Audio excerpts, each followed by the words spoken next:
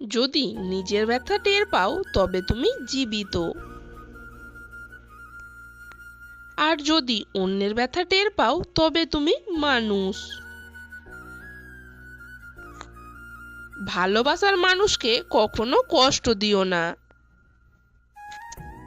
কারণ সে একটু ভালো থাকার জন্য তোমাকে বেছে নিয়েছে। জীবনে এমন কিছু কথা থাকে যেগুলো বলার পর মনে হয়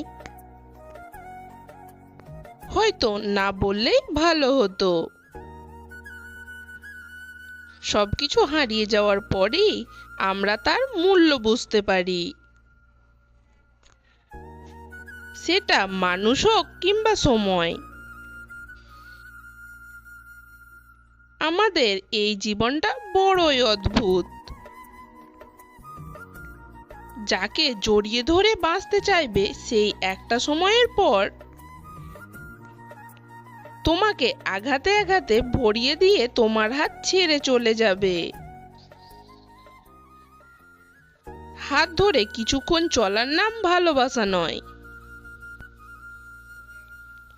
ছায়া হয়ে সারা জীবন পাশে থাকার নামই হলো ভালোবাসা। অবহেলা বোঝার জন্য ভাষার প্রয়োজন হয় না, মানুষের অবহেলিত ব্যবহারই যথেষ্ট। ভালোবাসার মধ্যে হালকা ভয় থাকলে সেই ভালোবাসা আরো মধুর হয়,